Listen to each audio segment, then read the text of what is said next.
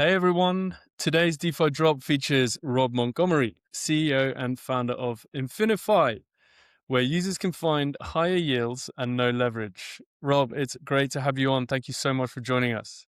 Likewise. Fantastic to be here, Ed. Thanks for having me. Thank you.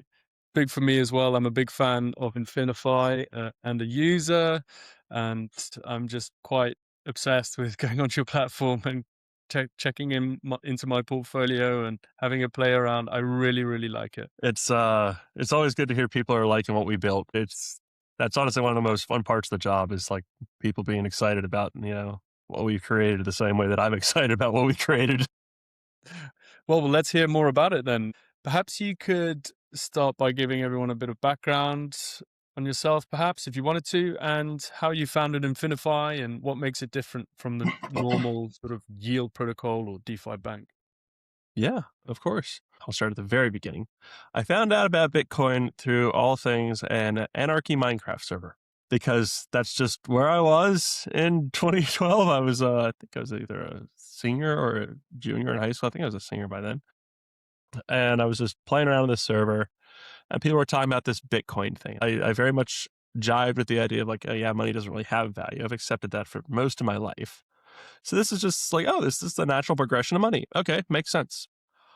And in 2013, I bought my first Bitcoin at $40. I remember watching it cross the $1 threshold, thinking, wow, I should get in on this. Then I watched it do a 40x, and they're like, I need to get in. So I got in, and Bitcoin screamed upward, and I just stuck around the industry ever since. I never got all the way in until 2021 when I was getting married. I just asked my now wife to marry me, and I was realizing I have no money. I can't even pay for my honeymoon. And I was at Georgia Tech. I was a doctoral student doing a doctorate in nanothermal engineering. So, for those of you who don't know what the heck that is, those are the guys who figure out how to do the thermal management for chips. So when you're working with your, high-end 5090 and it isn't catching fire, that's because somebody did a bunch of thermal engineering on that chip to make sure it wouldn't overheat. But it was boring. It was not what I had really wanted out of life. And I was realizing at that point, yeah, I'm not happy here. So I started a small validator on some random chain called Unification. And no one's ever heard of Unification. It's a Cosmos thing, or kind of a Cosmos thing. It's a Tendermint fork, but it was a lot like Cosmos in many regards. I think they eventually hooked up to Cosmos. But what was interesting about it is it had both a ERC20 and it had a, native Tendermint style token. And I started a validator, and I pretty quickly got my delegations to the point that I was number one by giving people a share of the ERC20 that you could win in a lottery. The ERC20 is worth about $1,000. It's pretty good money, especially for somebody who, never really had money. But in March of that year, well, everyone for some reason in February knew about this thing called Shiba. What the heck's Shiba? Who cares about this? But in March, that obviously took off. And you may be wondering, how the hell did everyone know about Shiba in February? Because no one knew about Shiba in February. Well, the guy who founded Unification is actually Ryoshi. So that's what happened there. And that resulted in a 10, 15x of the ERC20's value because he was just pumping money back into that thing from, being the founder of Shiba. Basically, a thank you to his original community. And I went from making, $30K a year to making like 90,000 in about 8 weeks. All right. Okay. There's definitely something here. I just made a whole lot of money. What's going on with this industry? So went deeper, taught myself Solidity in an afternoon, launched an NFT. I've had a CS passion for a while. So coding to me comes about as natural as, walking. It's just something I'm good at. And so it was not hard to learn Solidity. It was not hard to launch my first NFT. But I made more money off it. I think it was like 25. It's 15 ETH. It's a good little launch. And it's like, wow, I can build projects in EVM. And then I started another thing called Revest. That was my first startup. We launched that in September 21. And that was like the first real startup. The other two were, they were good projects, but they weren't startups. And that went quite well at first. And then, of course, made all the mistakes a first time startup founder usually makes. And those came back to bite me in early 22. Um, the whole thing nearly fell apart. Had a lot of drama with the original co founders, a lot of reshuffling. But in the end, we managed to, get it back on decent rails. Met my now co founder, Matt, through that. And we got it, we got it running again. But we still didn't have PMF. And we spent the next 2 years working together, trying to find PMF, slowly dwindling down Runway until early 24, where, Runway was getting to the point that wouldn't be able to even support a full team anymore. And we were like, okay, what are we going to do? But we tried like 4 or 5 things, and every single time just, yeah, you know how it is. You've been in these positions before. But in early 24, we were talking to the guys at End of the Block, and they asked us, hey, this is a really cool thing you've got here with our second product, Resonate. Can you help us, maybe be able to use this? Because we'd like to use it for PayPal liquidity, but we can't because it's not liquid. Can you make it more liquid? And I'd gotten that question 3 or 4 times at this point throughout my time trying to make this thing happen. And it's like, all right, you know what? My customers are asking me for this. I'm going to see if I can actually do it. So I went out and I pulled up a spreadsheet and I started working on trying to make things more liquid. And next thing I know, everyone is suddenly making more money. I didn't know why people were making more money. Started digging in and, I've accidentally just discovered a first principles approach, the traditional problem of banking, which is how do you borrow short, lend long, make things more liquid. That's the original problem of banking. Is you've got to, somebody wants to borrow money. And if you just lend to that guy, your money's with that guy. But if you and 5 of your buddies pool your money together in the amount that guy wants to borrow, well, 4 of you can get your money back at any point in time. And now, you're all making money together and that guy can get his, he can borrow from you. And that's how banks were basically born, is that general concept. You get better efficiency when you're able to perform a laddering of the portfolio, when you're able to create a duration gap, which is where, the time that you have, the time availability of your deposits is shorter than the time availability of your loans. Basically, your liabilities have faster liquidity than your assets have liquidity. And that's what a duration gap is. And the creation of a duration gap is actually a beneficial thing to capital efficiency because you can lend beyond what, demand you have. Now, I'll get into that in a second about how historically that causes bank runs, but I'm going to finish the story. Once we realized, hey, wait a second, we've got a really good technology here. What are we going to do? Well, original project had pretty much run out of steam by then. So it's like, okay, it's time to go ahead, pass that off to a smaller team who can, make a moonshot with it. And we're going to go ahead and we're going to build this into a full company.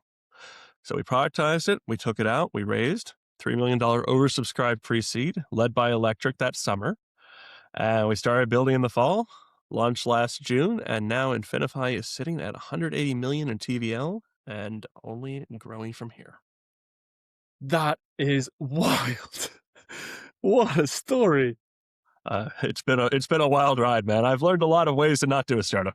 Wow, man. Give us a bit of time frame. What date? So roughly how old is infiniFi now? infiniFi, the company has now existed for almost 2 years, since 24. So I think we founded the company in May of 24, June of 24. The original conversation was late January, so we're probably about there for the original conversation that kicked me down this road. That is epic. Wow, what a great story. And you're still coding, you're still hands-on, are you? Or I had to step back. right. That's the I got this from Ben Horowitz, his book Hard Things About Hard Things. Mm-hmm. Job of a CEO is kind of like the job of any good author. You got to kill your darlings. which means, you need to hire for the job that you're doing the most, even if it's the job that you also happen to like the most. And you got to just go find the next job that he's doing, find somebody who's better than you at the job that you're doing right now, bring them in. So I Yeah. don't touch code anymore, but that's my job. My job is Yeah. to find people who can do a better job than I can at coding, and I But you have. understand it and you can do it yourself, right? So the efficiency is high level. It's been useful at times. We Yeah, had a at times. Probably we all had a the dev time, but you probably don't notice it. we had a dev burnout right before launch. I Right. haven't actually told people this story before, but he was having some personal issues, and they came crashing down pretty much at the worst possible time, along with the stress of trying to get the site ready for launch. So, like a week before we actually went public with infiniFi, I was sitting there, madly learning React just to be able to patch the final Wow. plugs into the infiniFi front end. Nobody knows that story. This is the first time I've told that. But Wow. there's a reason there were, a few small bugs at launch that people picked up on. Yeah, that's because, I was one doing some of that front end. Gee, this is mad. Well, you got to get Wow, down in the well trenches, done. I mean, look at it handle. today. It's crackers. You guys are everywhere, Oh, right? And yeah. you can fetch infinified points on loads of different platforms. And, you know, I think, as you just said about a few minutes ago, it's only upwards from here. I feel that, I've been a user for a while. And by the way, guys, I'm not an ambassador. This is the first time I've actually met Rob. Yeah. And I told him just pre-podcast that I am a user. Anyway, this is great, Rob. Well, let's get a bit more into infiniFi itself, right? So maybe we can chat a bit about the duration gap. I guess you mentioned that just now. So perhaps we can understand why infiniFi as a depositor-driven system tackles that duration gap problem for traditional banking. You mentioned it a bit, but maybe we can unpack that and what duration gaps are and how you're actually solving them technically on chain. So when you come to infiniFi, there are two places to deposit into. The first of these is, just our earn system. And this couldn't be simpler. If you want to come here, and currently it's projecting 7.63% APY in the next, 4 to 6 weeks. So pretty good. But that's a very nice rate. You want to get that rate. You come in here and you say, hey, I'm going to deposit 25 cents because that's all I have in this wallet. You click deposit and off you go. It tells you how much, SIUSD, which is our staked version, you're going to get. You don't have to, there's no tricks in here where we're only going to give you the unstaked version and you just sit there and not earn yield. We're just going to give you the yield. So nice and simple. You click deposit, off to the races. I'm going to reject this because I don't want to spend gas on 25 cents. So, however, if you want to instead get a higher rate of return, you can come over here to the lock panel. And here you're choosing your withdrawal period, how long you're going to have to wait from the point that, you ask for your money back to when you get it. And so if you choose 1 week, you'll wait 1 week from the moment you say, hey, I'd like to withdraw. If you choose 4 weeks, you're going to wait 4 weeks from the moment you say, hey, I'd like to withdraw. Currently, 1 week's doing about 8.1. 4 week is at about 11, and you can go all the way to 13 week, which is at 13% currently. Some of you may be like, Jesus Christ, this is higher than I remember. And yeah, we recently actually made a change to the yield curve so that 1 week is getting a little bit less and 4 week is getting a decent amount more because we have a lot of really good 4 week opportunities right now that we're seeing in the market. And this yield curve is basically derived from looking at what market rates are on a yield curve and then backfitting the data. So you will see it change over time, but for those of you who are sitting in 1 week, now's a pretty good opportunity to come hop into 4 week since you can just change your time. Just a quick question here. So you have your yield curve. Is Yep. there also increased risk with your increased yield? You're in there for longer, but no, there's not actually. Right. So you're If fetching the same position, same strategies. You're just being rewarded for longer deposit. Yeah, the large side is the junior tranche. I will add that. So If you're in 1 week or 13 week, it's the same. You're still in the junior. That does mean that you take first loss in the event of a default or a hack. So far, that hasn't happened. And we're very, very careful about vetting assets. Like, most of the time, we say no. We don't say yes to a lot of things. But just full disclosure, that is the first loss tranche. What does that mean? Does that mean you're going to lose money if there's underperformance? No, it doesn't. The underlying protocol has to get hacked, or the asset has to somehow lose its value for you to lose money in the junior tranche. I always like to make that clear because people hear junior, they think, oh, USR, RLP. We're not like that. You have actually a lot higher risk of losing money with RLP than you do with LIUSD. But no, there's no gradient along the duration. 1 week is as much risk as 13 week. Gotcha. And perhaps you can walk us through how you source and update those rates in real time? The actual, the rates relative to each other, that is not updated in real time. This projection is, and I'll explain. The yield curve that we define on chain to set, what these are relative to each other, roughly every 6 weeks to about every quarter, really when the market changes, we go and we look at, what a representative sample of data is. And that includes, the lend borrow rates we get from people like Maple, a few other CFI lenders that we're talking to right now. That includes the Pendle rates. That includes the rates on Athena. That includes the rates on, Resolve, places like that. And we basically compare, we fit those into a model and say, hey, what's the shape of this curve look like? And back when we launched, that curve was actually remarkably flat. So 1 week was actually not that much better than, let me rephrase that. 13 week was not dramatically much better than 1 week assets, which was really strange, but that's what the data said. More recently, longer term assets are actually much better performance than shorter term assets, probably because the market is in such a terrible spot right now and rates are compressed to shit. So short term, people are willing to lend really cheap, but long term, well, they anticipate the market could improve, so they want more money, right? Now, how we actually derive this yield here, the 12% you're seeing, the 8% you're seeing, is we're taking all of the assets that underlie this. And you can see that on our stats page. That's this right here. And you can see exactly where that capital is. And we're taking the average APYs for those assets. And we're then using a calculator that's built into the front end to calculate, hey, with this quantity of assets and this average rate of return and projecting this stuff forward into the future, what do we think that the rate is going to be over the next, 4, 8 weeks based on this current data? That is not a guarantee, mind you, because obviously this data can shift a lot. I mean, 10-10, perfect example. Huge inflection point in our yields. Huge. Right. Because the market just changed. But in the current market, assuming that nothing crazy happens in the next 4 weeks, yeah, these projections are fairly realistic and accurate. Do you apply any smoothing or weighting to prevent the sudden volatility from distorting, say, the on-chain yield curve? The projections, like I said, they're projections. On-chain doesn't care what's happening with the volatility. And with the projections, at least, we're using 7-day averages most of the time. Right. So look-back averages to generate a look forward. Volatility-wise, we are not concerned about that on-chain because what happens on-chain is it's usually about every 6 hours, might be every 8. I think it's every 6. The system is called by an off-chain keeper that says, hey, collect the yield and distribute it.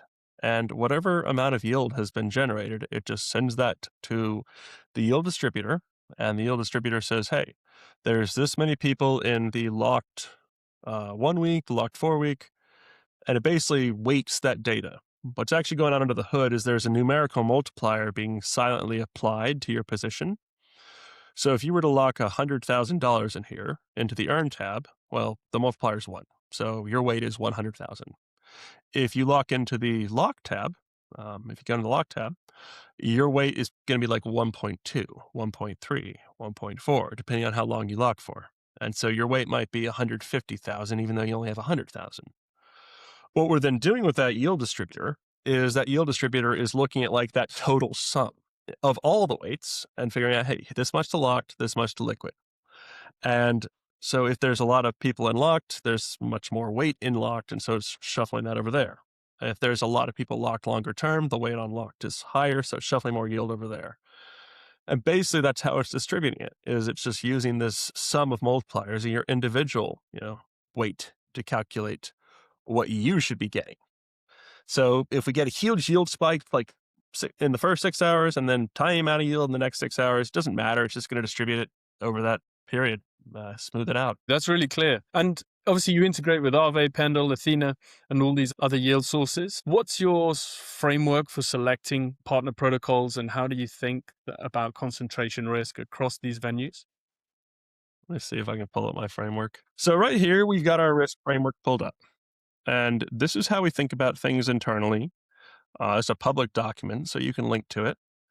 But what we're doing is one of the main things is we try to avoid leverage internally. We will on occasion deploy small amounts into levered positions on their back end. Athena, for example, has some leverage under the hood. But typically, we try to keep that to a minimum. We don't ever have leverage on our books. We never use leverage at all because we find that increases risk.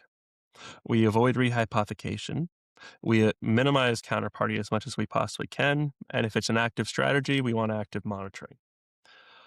We only use delta neutral stuff. We require a certain amount of reputation and lendy. And we are extremely aggressive on security. But this framework here, we go through this as an internal team, and we create a rubric based off it and determine a binary outcome. Yes, no, what's the outcome? Sometimes yeses are a bit soft, like, hey, we want to, limit this pretty aggressively. But in the event that we reach a yes, even a soft or a hard yes, we'll proceed to step 2. And step 2 is we take this to our risk council. Our risk council is composed of Dialectic, DAMM, Cypherchain, Stakehouse, and John from Gauntlet. And if any one of those people, they all do their own external diligence, right? They all have their own opinions on these assets. So what we're looking for is like, hey, here's our diligence packet. We would like your opinion on this asset. Have you done diligence? And if any one of them says, yeah, we've done diligence and we like this asset, it's done. If, one of them says, no, I don't like this asset, that's it. That's the end. So it's a single party veto. Meaning that if any one of them says no to it, it doesn't happen. And that makes our system extremely resilient because if any of these guys who have buy-in doesn't like what we're proposing to deploy into, they can stop us. What happens a lot of the time is we end up with most of them on board. One might be like, okay, let's limit it a little. And then we end up deploying with a low cap and going from there. Though we have had a few times where they just said no. In fact, actually a decent amount of times. Half the time we don't even take risky stuff to them. And the rest of the time, if we do a temperature check on something risky, we'll get 2 or 3 no's in quick succession. That's it. That's actually what happened with Stream. It's like, hey, temperature check on the Stream. No, no, no, no. Like, yeah, I didn't really like it either. It's good we're in agreement. But yeah, we're pretty aggressive about setting caps. We're pretty aggressive about diligence. That's why we're here. We've been moving into a different regime now where we're doing diligence on the TradFi side for some of these RWAs. That's been interesting because we're having to develop some new methodologies for CFI and TradFi underwriting.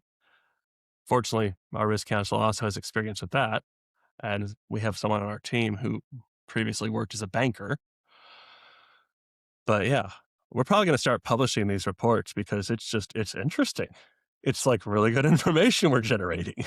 Good idea. Definitely get them published. I mean, there's no reason to keep this stuff private.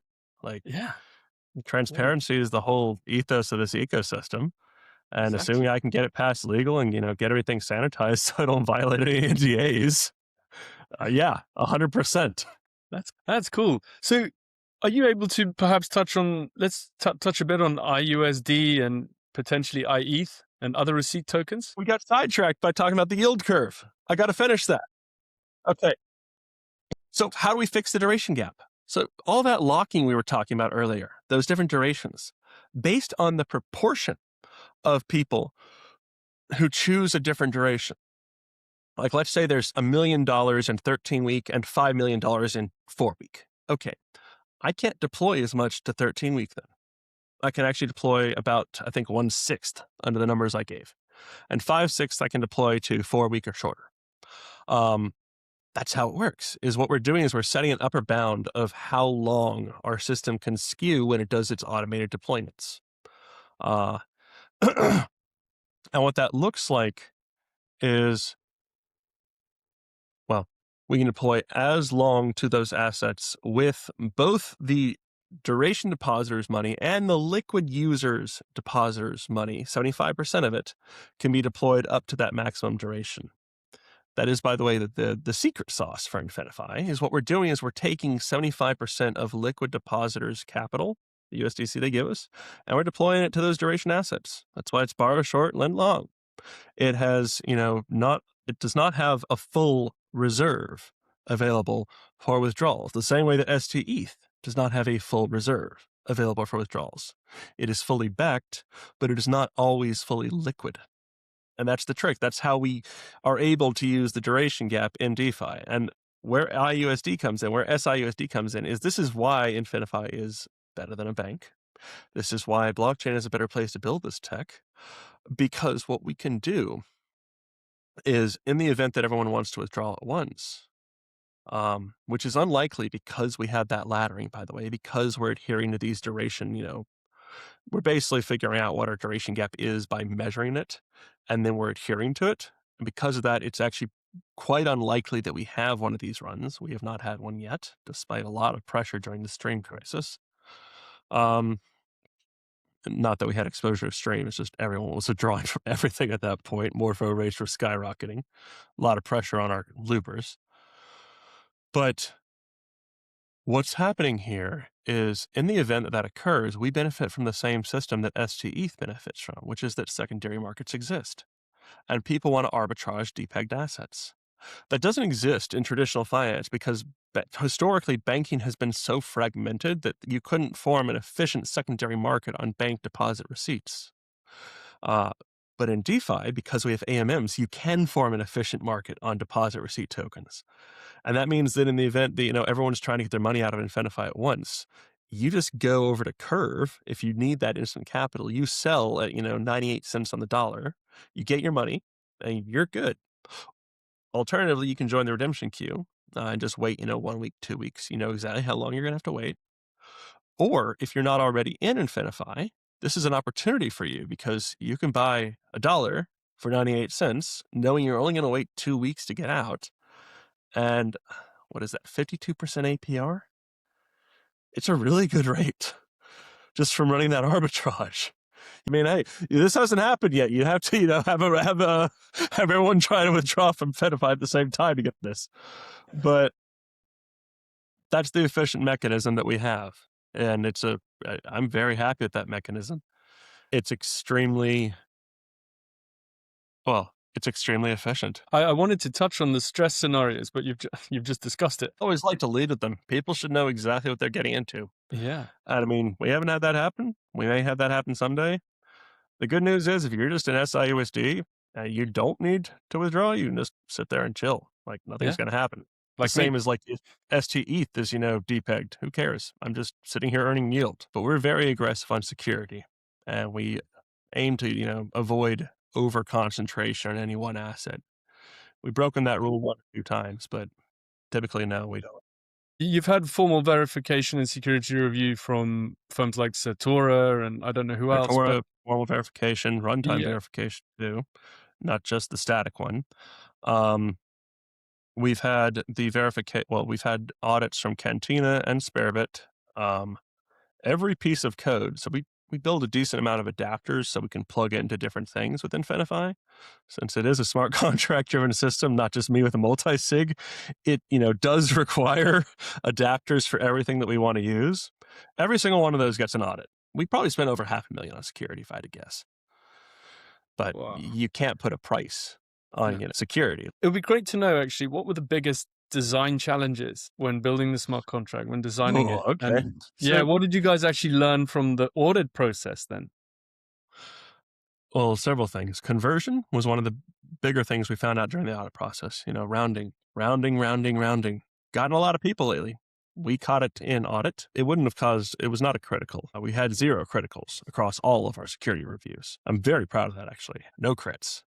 Um, I'd be pretty angry if my devs, put code to audit that had a crit in it. But we hold ourselves to that high standard, and so far, that's worked. But we did have like one rounding error or two that would have lost some yield, and we fixed the rounding error. So that was like the thing we ran into. We've been very careful watching those ever since, and so far that scrutiny has borne fruit. I'd say the biggest design issue we ran into, and I mean, this is the reason we didn't have crits, is because I have this philosophy, and my devs also pushed me toward this philosophy. I would be lying if I said that it was fully natural. I like complexity, but I also am terrified of smart contract code. So good balance. We were trying initially to make it so the longer you locked up for, the higher the risk you'd be taking on. We wanted it to be so that if you're in 13 week, you were taking a higher proportion of loss. But we worked on the math for that for a while. And the math for that was hell. It was a lot of complexity. And you don't want complexity in smart contract code. Smart contract code should not be complex. The more complexity you have in that code, you are just exponentially increasing your risk of getting exploited because complex math has complex edge cases. So we said, you know what? This is not a design decision that we are going to die in. We threw it out. We said everybody in junior tranche has equal exposure. And I'm very happy with that decision. It's worked out quite well. The other one, and one of my favorite aha moments, happened about a year ago. We were the very tail end of architecture, and we'd been through all this complexity. So we were trying to figure out how can we make, initially the locked positions were going to be ERC 721s, so NFTs. And it's like, wait a second, why are we doing it this way? They're locked up forever. They don't start, they don't actually have individual locks associated with them until you start exiting. Why don't we just make this all ERC 20s? And why don't we actually just make it so that there's a VE system hooked up to it? And the VE only starts when you say, I want to leave. Otherwise, it can all just be ERC 20s, and it can do auto compounding that way. It's like, oh, okay, this is actually a lot simpler than what we've been working on.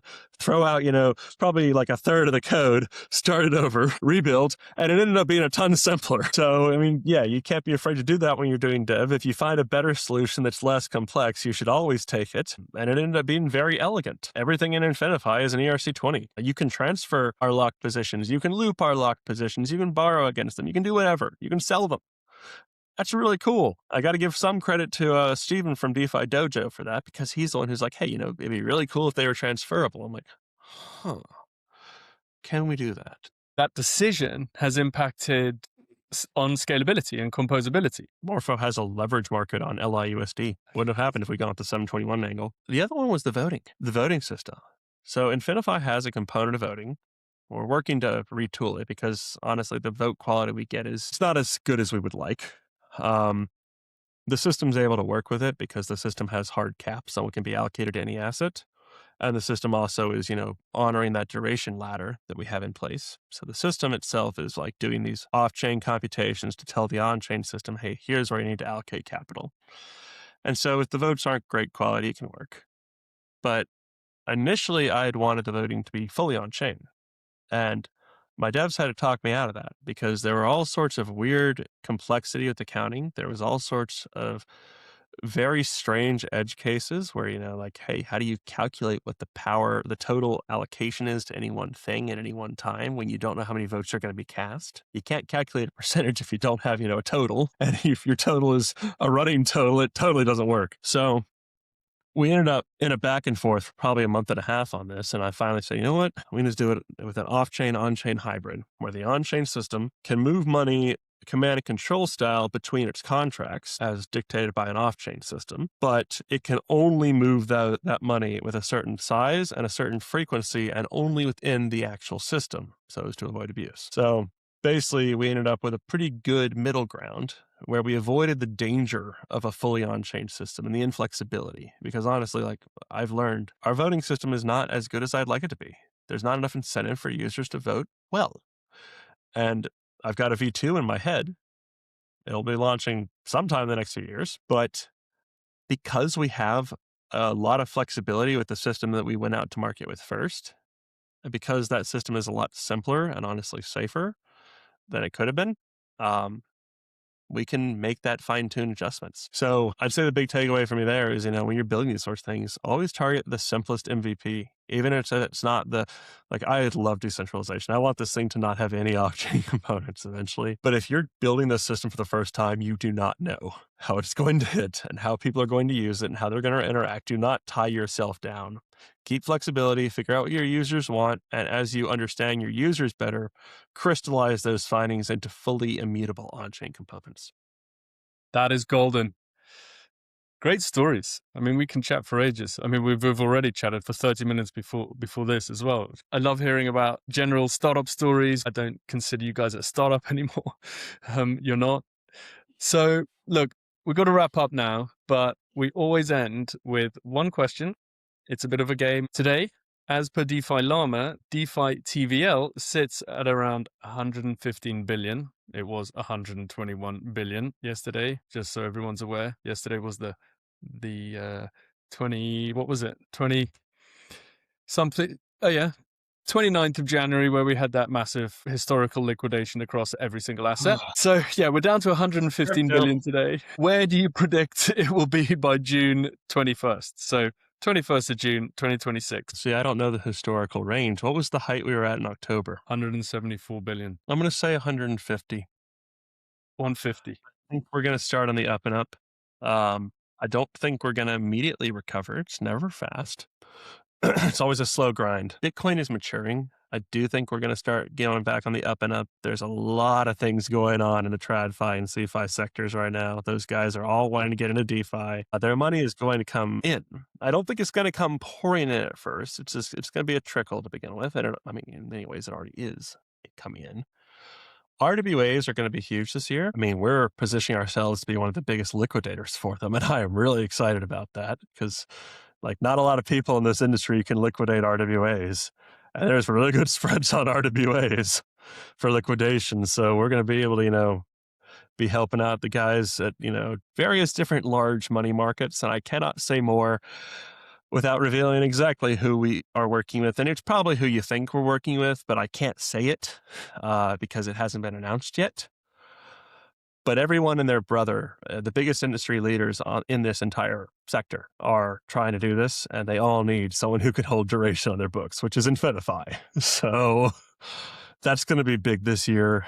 I think CeFi lending for us, that's a wonderful vertical. Fixed term loans are fantastic. They haven't quite broached DeFi yet fully, but there's a lot of size in TradFi and CeFi. Good God, I can lend against Bitcoin at 8%, 9% for 3 months, and I'm sitting real pretty. So, yeah, I think DeFi continues to grow. I don't think we're dead. I think we're not going to explode in a way that everyone hopes we will, but I think we'll get there eventually. The slope of enlightenment is the term, and this is a terrible resolution copy, but yeah. You have, when things kick off, you have the peak of hype, and then you have the trough of disillusionment. And then you start slowly up the slope of enlightenment. We're right here, I'd say. This is .com. This is, AI bubble. This is where real innovation occurs. A lot of garbage getting washed out. I mean, even as recently as, last year, meme coin mania, probably somewhere around here. It's finally blown off though. I think the retail insanity is finally at an end, and we can finally, start doing actually useful things to help people rather than just scamming a bunch of, children. It's gambling. I mean, I like gambling in the sense that yeah, hey, it's a good source of capital. Speculation's great. You need somebody to take the speculative side. You need somebody to take the safe side. But there's a difference between betting on actual assets and, well, that level of pure degeneracy and insider trading was just, it's not good. It's not a net positive. Slowly but surely, it's maturing. That's for sure. We are getting there. And like you've just mentioned in the last 5 minutes of your outlook on 2026, it's pretty justified, I think. Let's see. I'm excited, man. Cool, Rob. Well, it's been awesome talking to you. Can't wait to see what's coming up. I think you're going to drop some exciting news in the next few months. And yeah, look forward to it.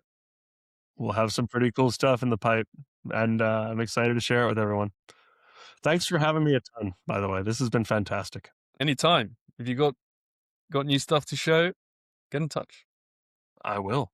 Absolutely. Yeah. Well, thanks a lot, Rob. Thank you for having me.